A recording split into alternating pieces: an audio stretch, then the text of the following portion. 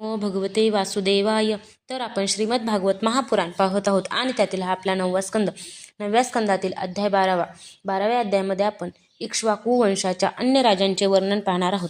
श्री सुकाचार्य म्हणतात, कुशाचा पुत्र झाला अतिथी, त्याचा निषदाचा नभाचा पुंडरीक आणि पुंडरीकाचा क्षेमधन्वाचा देवानिकाचा अनिहाचा पारियात्राचा बलस्थल आणि बलस्थलाचा पुत्र झाला वज्रनाभ. हा सूर्याचा अंश होता.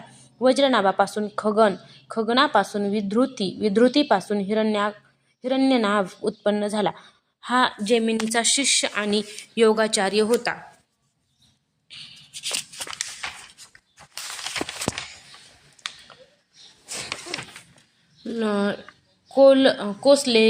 कोसले देश निवासी याज्ञवल्क्य ऋषींनी त्यांचे शिष्यत्व स्वीकारले आणि त्यांच्याकडून अध्यात्म योगाचे शिक्षण घेतले.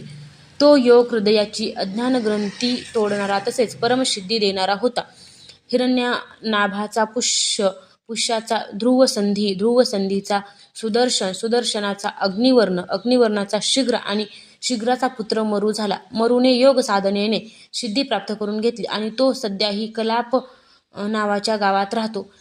मरुने योग साधनेने सिद्धी प्राप्त करून घेतली आणि तो सध्याही कलाप नावाच्या गावात राहतो. कलियुगाच्या शेवटी सूर्यवंश नाहीसा झाल्यावर तो त्याचे पुनर्जीवन करील. मरुपासून प्रसुश्रुत, त्याच्यापासून संधी आणि संधीपासून अमर्षणाचा जन्म झाला. अमर्षणाचा महस्वान आणि महस्वानाचा विश्वशाह्याचा प्रसेनजिताचा तक्षक आणि तक्षकाचा पुत्र बृहदब्बल झाला. परीक्षिता, या बृहदब्बलाला तुझ्या पित्याने अभिमन्यूने मारले. इक्ष्वाकू वंशाचे इतके राजे होऊन गेले. आता येथून पुढे होणाऱ्या विषयी एक. बृहदबाला पुत्र बृहद्रन्नाचा उरुक्रीय, त्याचा वत्सवृद्धाचा प्रतिव्योमाचा भानू आणि भानूचा पुत्र होईल सेनापती दिवाकाचा वीर सहदेवांचा बृहदश्वाचा भानुमानाचा प्रतिकाश्व आणि प्रतिकाश्वाचा पुत्र होईल सुप्रतीकाचा मरुदेवाचा सुनक्षत्राचा पुष्करांचा अंतरिक्षाचा सुतपा आणि सुतपाचा पुत्र अमित्रजित होईल.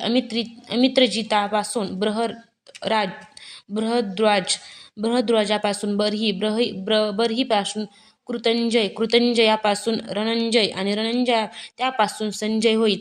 संजयाचा शाक्य, त्याचा शुद्धदोदाचा लांगलाचा प्रसेनजित आणि प्रसेनजिताचा पुत्र शूद्रक होईल. शूद्रकापासून रणकापासून सुरथ आणि सुरथापासून या वंशातील शेवटचा राजा सुमित्र याचा जन्म होईल. हे सर्वजण बृहदबलाचे वंशज होते. इक्ष्वाकूंचा हा वंश सुमित्रापर्यंतच राहील, कारण सुमित्र राजा झाल्यानंतर कलियुगात हा वंश समाप्त होऊन जाईल. अध्याय 12वा समाप्त.